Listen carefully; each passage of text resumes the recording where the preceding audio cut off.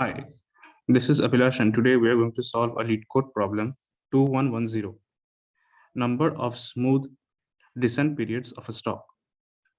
So in the question, we are given an integer array of prices representing the daily price history of a stock, where prices I denotes the stock price for day one.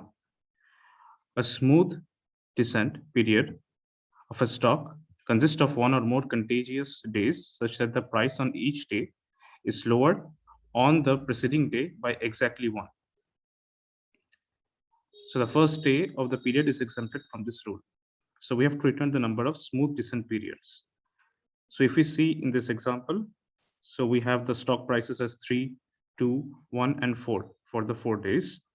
So considering one or more contiguous days such that the price on each day is lower, so that is going to be 3, 2, that is 3 to 2, there is a decrement of 1. Again, from 2 to 1, there is a decrement of 1. And 3, 2, and 1 forms another sequence where the differences are 1 between them. And apart from that, we have 3, 2, 1, and 4 taken individually. Now, we have to take a period with size 1 as well. That means that we have to include 3, 2, 1, and 4. In the same way, in the second example, we see that 8 and 6, there's a difference of 2. Again, 6 and 7, there is a difference of -1. So there is not a steady decrement in the stock prices that we see. Here, we can only get 4 pairs, 4 unique values, 8, 6, and 7, and 7. Since there is no pairwise adjacent values that have a difference of 1. And in the third example, we see that there is only one unique entity, that is 1, and the output size is also 1. So we have to give a solution to this problem in complexity of O of n. So how can we do this? So we have to consider the most important point that this is contiguous subarray. So that means that if there are, let's say, 3 elements, 3, 2, and 1, the number of subarrays that are going to be generated is going to be 1 plus 2 plus 3, that is 6. Or we can also use the n into n plus 1 by 2 formulation in this case.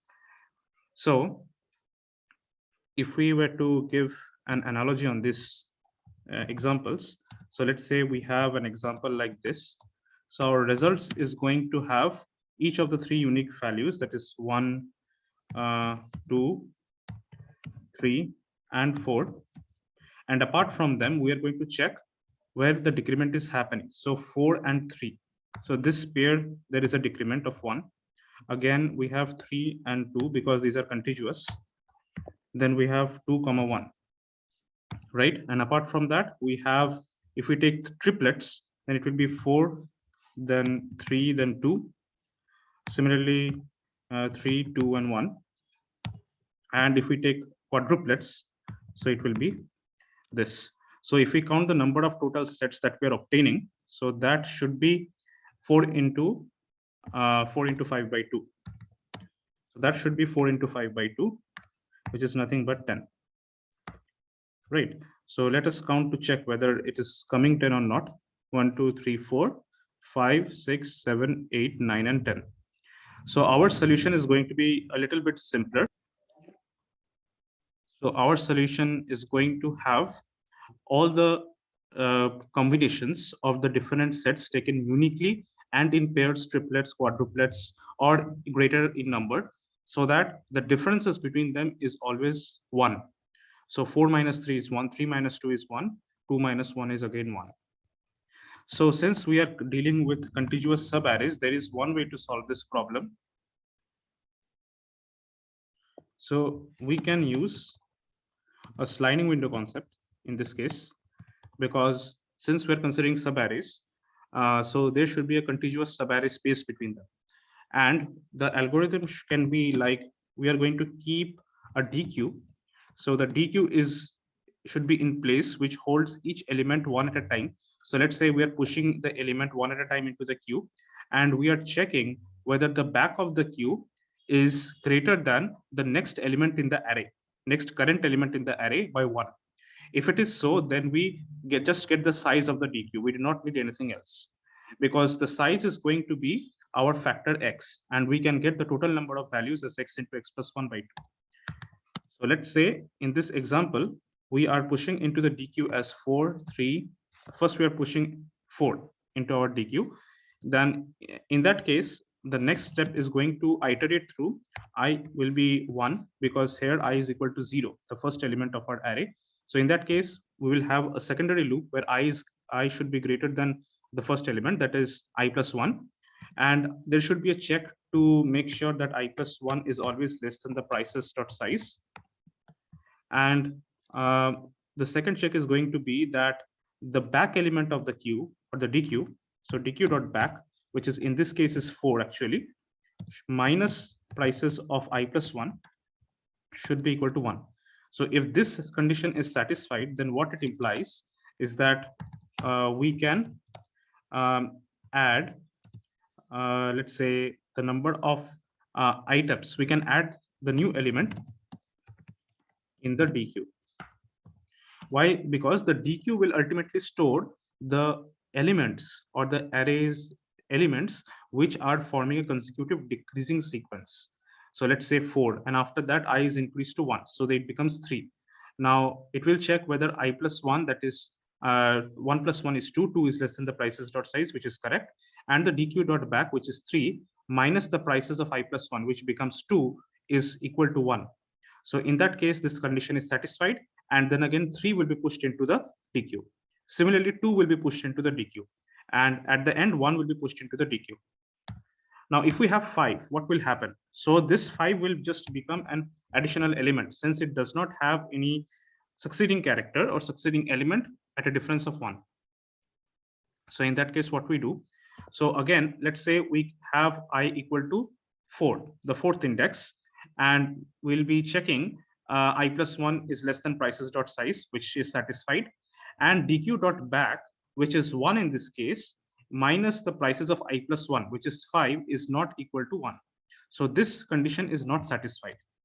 So that in turn means that we can just keep on iterating them. So we do not have to push that fifth element or this 5 element into the DQ. So we can just keep it apart, right? And we can just increment the counter. So to put that into practice, let's say we take a DQ, right? We take a DQ of integers as DQ, okay? And what we do is we can have a long of answer. Let's initialize it as 0. Now we are going to take an integer I as our counter for counting the arrays. Now we have to keep a check that whether I is less than prices dot size. This is when the outside loop will continue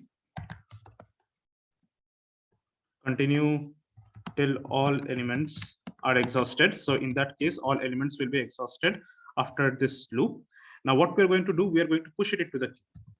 So push into DQ. So in that case, we're going to Q dot push back, since we're using a DQ, not a standard queue. So we are going to push back the prices of the element, that is the prices of dot I.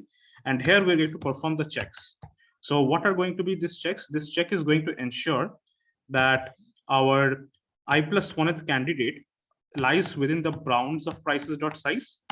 And what is the next condition? The next condition is that the prices of I plus 1 should be 1 greater than, should be 1 lesser than the back element of the queue. So this. So if these two conditions are satisfied, then we can push that element back into the DQ as well. So we are going to write this. I plus 1 is less than prices dot size. And in this case, it will be here. And our next condition is going to be, let's say, Q dot back minus prices of I plus 1 is going to be 1. So if this condition is satisfied, this means that it forms a part of a decreasing group. So it forms a part of a decreasing group. So in that case, what we do, we add that element at the back of the DQ. So let's say prices I plus 1, and we increment the iterator. Now, let's say this, let's say we get a condition where 5 is encountered. In that case, this condition will not be satisfied. What to do in that case? So let's say breaks the sequence, breaks the decreasing streak. So this, if this does not go into the while loop, this means that there is a breach in the streak. That is, the decreasing streak is broken. So what we have to do in that case, we can just add the answer. We can just add the size of the DQ as the answer. So size is going to be Q dot size multiplied by Q dot size plus 1 divided by 2. So n into n plus 1 by 2. Why we are doing this is because, let's say we have only 4, 3, 2, and 1. So these 4 elements, we are going to have 10 such cases, subarrays, where we have a decreasing sequence. And we have also made sure that each of these subarrays have a decreasing sequence by pushing them and by validating them through this while loop. So we are sure that all the elements are following this property. And we can add them to the answer because this streak has been broken. So let's say 4, then again inside it will go over here. So again 3 gets pushed over here, 2 gets pushed over here, and 1 gets pushed over here. And ultimately when 5 comes, this loop gets broken down. So it will, there is a breach in the decreasing streak and it will come out. So answers is going to be the size of the DQ that we have till now. Now after this, we are going to have, we are going to also increment the counter, because in this case, if it is outside this conditional loop, we have to increase the counter. And after we have done this, we are just going to return the answer. That is going to be our final answer. So this is a sliding window concept where what we are doing, we are taking each element one by one, right? And we are pushing it into a DQ, and we're checking the back element of the DQ, whether the difference in the price of the back element with the next element in the array or with the vector is 1 or not. If it is so, and if the index is within the bounds of the price array or price vector, we can push it into the DQ. So this DQ contains the elements which forms the set in question. So decreasing elements having a difference of 1. So if we try to run this code, so we get a compile error. So yeah, so let's.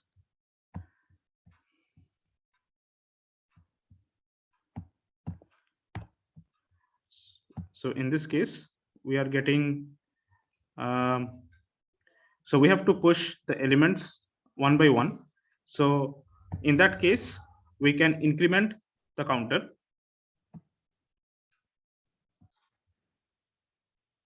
So we are getting an answer of 16, but the expected answer is 7. And the reason is because we have to specify that we need to clear the queue at each step. So that means that once this streak is broken down, so we have to clear the queue or clear the DQ actually. So why this is because this DQ will only contain the elements up till the end of a particular decreasing streak. So let's say 4, 3, 2, 1, and then the DQ, all the elements will be added up in the answer step. And after that, we can flush out the elements of the DQ. So let's say we have another sequence from here. Let's say 5, 4, 3, 2, 1.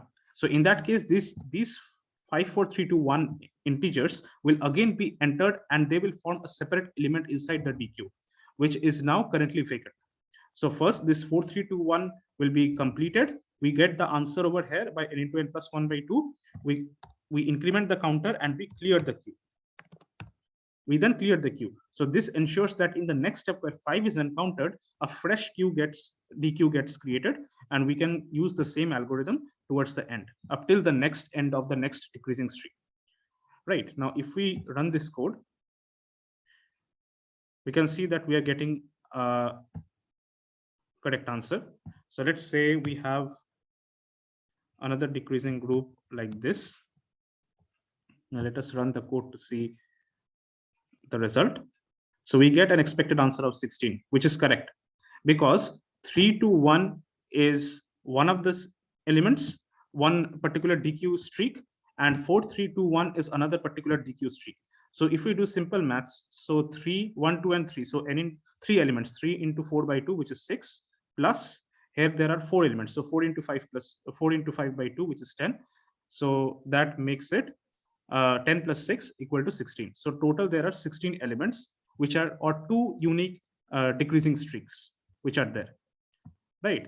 So this solution should work. So this is an accepted solution. So if we see the results,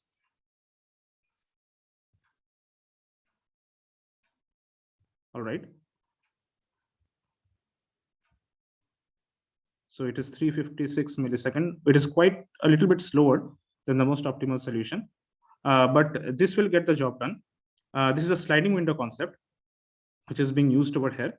There is also another concept which can be thought of by using, I guess, a kind of a variation of Kadane's algorithm, because I think since we are considering subarray, contiguous subarray, we can keep a track in a 1D, let's say 1D recursion array or a 1D DP array. We can keep the count of the elements which are having this consecutive difference of 1 as we go on increasing the count iterator in the particular vector, input vector. So that can also be used. So let's say a pseudocode can be for auto I equal to 0, I less than prices dot size I plus plus. So prices dot size -1, because we have to keep a check. So we can keep a count of, let's say, whether the prices of I plus 1 minus the prices of I. So prices of I plus 1 minus of prices of I, if the difference is 1, so we are going to have a kind of a DP array. So where DP of I minus 1 plus 1, this becomes DP of I. So we are going to keep a track of the elements and we're going to add them in the DP array. So let's say 4, 3, 2, 1. So we are going to check if I plus 1 is less than I, so which is getting checked over here. So initially we are going to start all the DP elements with, so we are going to keep the DP as DP of size prices dot size, and all of them are going to be ones. Okay, so we are going to keep everything as 1, and we are going to check whether the I plus 1 is less than the ith component, and we are going to keep a track of incrementing DP of I with the value which is present in I plus 1 by 1. So let's say over here it was 1, so in that case it will be 2, here it will be 3, here it will be 4. And again, since here it is not satisfying the content, it will be returned back to 1. Again, here it will be 2, 3, 4, 5, and so on. And how do we get the final value? So if we reconstruct this array, reconstruct the DP array, in the else condition, we are going to keep of DP of I as 1. Okay, this indicates breach of the decreasing streak. So this indicates a breach of the decreasing streak that we have. So in rest of the cases, we are going to have DP of I equal to 1. So if we reconstruct the array, it is going to be 1, 2, 3, 4, and again 1, 2, 3, 4, 5 for this particular input, 4, 3, 2, 1 and 5, 4, 3, 2, 1. Okay, so because we are going to increment DP, count of DP by 1 each time this condition is satisfied, else we are going to keep it as 1. So what the final result is going to be the sum of this DP array. So we can do this by vector dot accumulate. So we can do this by many steps. So this will give us an O of n solution as well. And this is a 1D, let's say memoiz DP. So this can be an alternate solution, which is a variation of the Kadane's algorithm. So you can try this algorithm out, and if you get to another different algorithms which you can use in this particular problem, please let me know in the comments. Also, if you like this video, please do like and subscribe. I'll be posting more such explanations on contest solutions and videos in the next few sessions. Thank you.